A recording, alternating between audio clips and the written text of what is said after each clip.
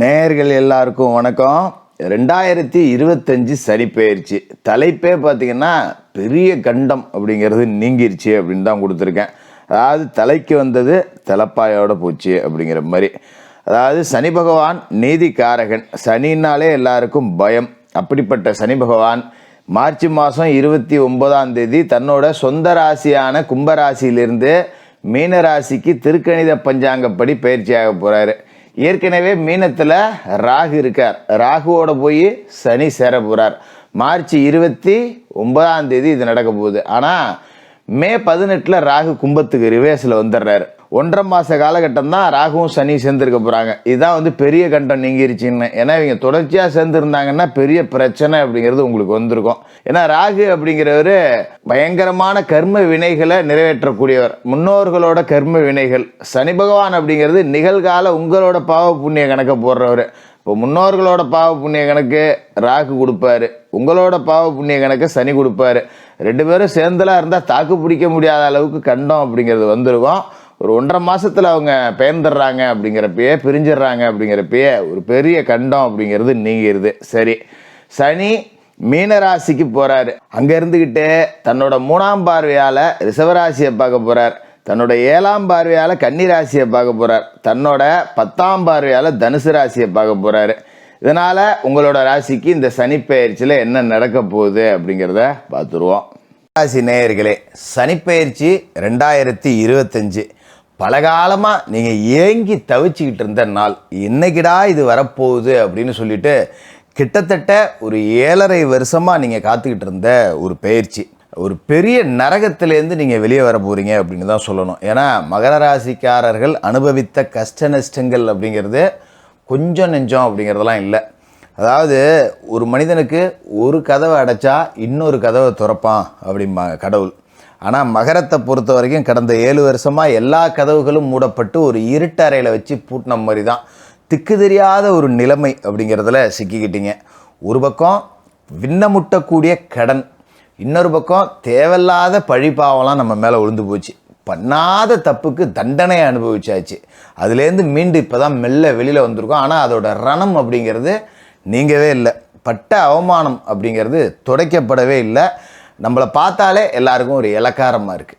சொந்த பந்தமாக இருந்தாலும் சரி, நட்பாக இருந்தாலும் சரி, எல்லாருக்கும் கூட வேலை செய்கிறவங்களாக இருந்தாலும் சரி, சொந்த தொழில் செய்யக்கூடியவர்களாக இருந்தாலும் சரி, எல்லாருக்குமே ஒரு இலக்காரமாக தான் இருந்திருக்கும். உசுரை தவிர வேறு எதுவுமே இல்லைடா அப்படிங்கிற ஒரு நிலைமை தான். ஒரு நரக வாழ்க்கை அப்படிங்கிறத வாழ்ந்து இப்போ நீங்கள் முடிக்க போகிறீங்க. எந்த நாளுக்காக நீங்கள் காத்துக்கிட்டு இருந்தீங்களோ அந்த நாள் மார்ச் 29, 2025 மகா சனி பெயர்ச்சி அப்படின்னு தான் இதை நாம் சொல்லணும். அதாவது ராசிக்கு அதிபதி சனி பகவான் 7.5 சனியில் இருக்கும்போது உங்களை எந்த தொந்தரவும் பண்ண மாட்டார்னு பலர் சொல்லியிருப்பாங்க. அது எவ்வளவு பொய் அப்படிங்கிறத 7.5 வருடமாக நீங்கள் அனுபவிச்சிருப்பீங்க. ஏன்னா சனி பகவான் நீதிக்காரகர். தனக்கு ஒன்று இன்னொருத்தனுக்கு ஒன்றுன்னு தனித்தனியாலாம் நியாயம் பேச மாட்டார். எல்லாத்துக்கும் ஒரே நியாயம்தான்.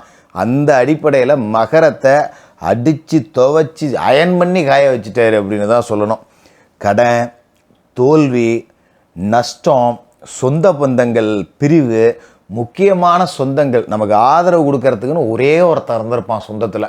அது ஆணோ பெண்ணோ, அக்காவாக இருக்கலாம், தங்கையாக இருக்கலாம், அப்பாவாக இருக்கலாம், அம்மாவாக இருக்கலாம். சொந்தத்தில் ஒருத்தருக்குமே நம்மள ஆகாது. ஒரே ஒருத்தன் தான் நம்ம மேலே பாசமாக இருந்திருக்காங்க, இவங்க இருந்தால் போதும் அப்படின்னு நாம் நினச்சிரோம். பார்த்தீங்களா, அந்த நபரையே நம்மள்டேருந்து பிரிச்சிருப்பார். சிலருக்கு தற்காலிகமாக பிரிச்சிருப்பார், சிலருக்கு நிரந்தரமாக பிரிச்சிருப்பார், உலகத்தை விட்டே தூக்கி எறிஞ்சிருப்பார். யாராக வேணாலும் ஒரு சொந்தம் இருக்கலாம். உங்களுக்கு சப்போர்ட் பண்ண ஒரு சொந்தம் இப்போ உயிரோடு இல்லை அப்படிங்கிற நிலைமையே கொடுத்துருப்பார். இது எல்லாமே முடிஞ்சிருச்சுங்க. இனிமேல் நீங்கள் கவலைப்பட வேண்டியதில்லை. மார்ச் 29, 2025 சனி பகவான் உங்களோட ராசிக்கு 3ஆவது வீட்டுக்கு போகிறார். மறைவு ஸ்தானத்தில் போய் சனி மறைகிறார்.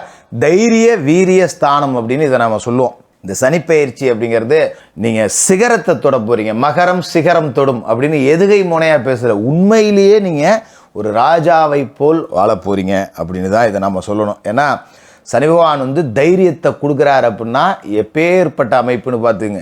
கிரகங்களுக்கெல்லாம் ராஜாவாக வேணா சூரியனாக இருக்கலாம். ஆனால் அந்த சூரிய புத்திரன் சனி பகவான். கிரகங்கள்லேயே ஈஸ்வர பட்டம் பெற்ற ஒரு கிரகம் சனி பகவான். அப்பேற்பட்டவர் உங்களுக்கு நான் துணைக்கி இருக்கேன்டா, நீ கவலைப்படாத அப்படின்னு சொல்லி தைரிய வீரிய ஸ்தானத்துக்கு வரார். சனி அடித்தா எப்படி அடித்தார் அப்படிங்கிறத இத்தனை நாளாக நீங்கள் பார்த்துருப்பீங்க. சனி கொடுத்தா, சனியே துணைக்கு நின்னா எப்படி நிற்பார் அப்படிங்கிறத இதுக்கு மேலே நீங்கள் பார்க்க போகிறீங்க.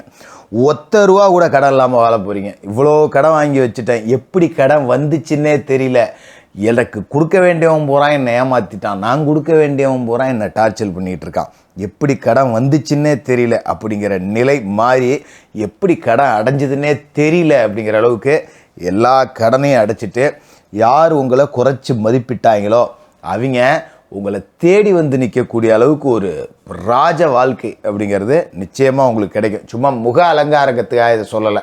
எல்லா ஜோசியரும் மகரத்துக்கு நல்லா இருக்குன்னு சொல்கிறாங்க, அதனால நீங்களும் சொல்கிறீங்க, அப்படியெல்லாம் கிடையாது. நம்ம பழைய வீடியோக்கெல்லாம் பார்த்தீங்கன்னாலே சொல்லியிருப்பேன் மகரத்துக்கு டைம் சரியில்லைன்னு. அத்தனையும் உடைச்சி ஏந்திரிச்சு நீங்கள் இப்போ விஸ்வரூபம் எடுக்க போகிறீங்க.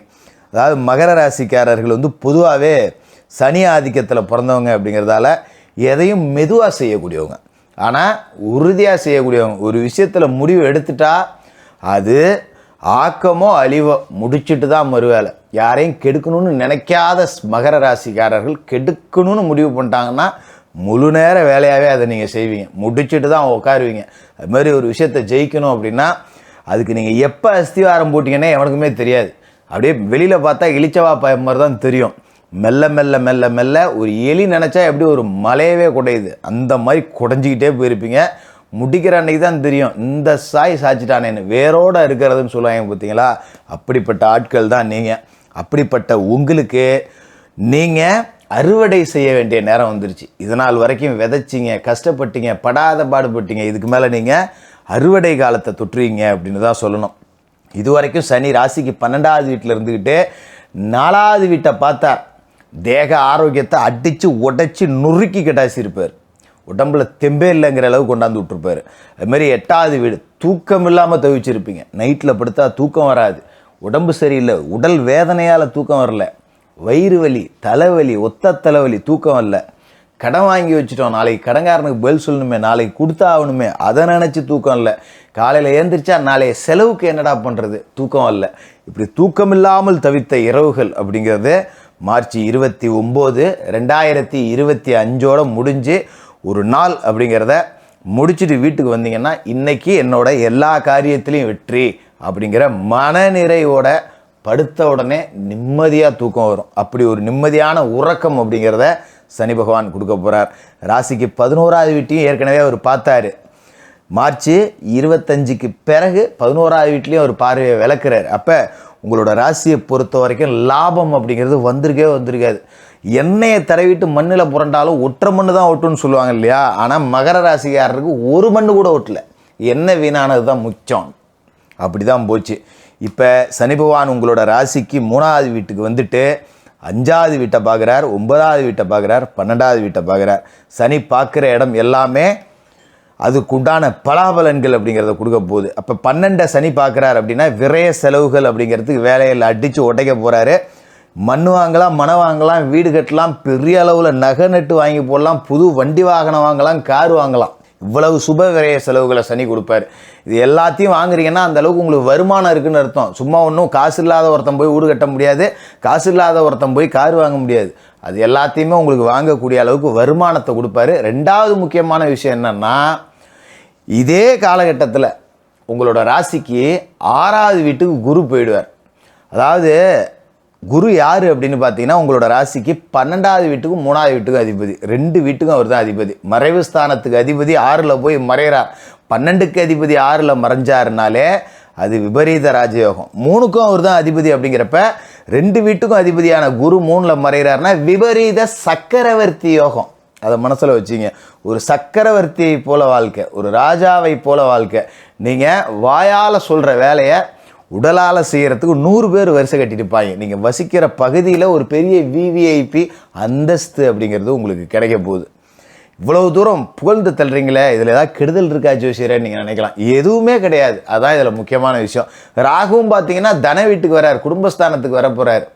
கொஞ்சம் வார்த்தையில் மட்டும் நிதானமாக நீங்கள் இருக்கணும், வாக்குவாதம் மட்டும் தேவையில்லாமல் பண்ணக்கூடாது. ராகு பணத்தை வாரி கொடுப்பார். இன்னொரு பக்கம் தன ராகு, விபரீத சக்கரவர்த்தி யோகத்தில் குரு, தைரிய வீரிய ஸ்தானத்தில் சனி, இப்படி 3 கிரகங்களும் வாரி கொண்டாந்து உங்களுக்கு கொட்ட போது திக்குமுக்கு ஆட போகிறீங்க. நீங்கள் வெற்றி வாழ்க்கையில் வெற்றி வெற்றி வெற்றி வெற்றி மட்டும்தான் இதுக்கு மேலே நீங்கள் பார்க்க போகிறீங்க.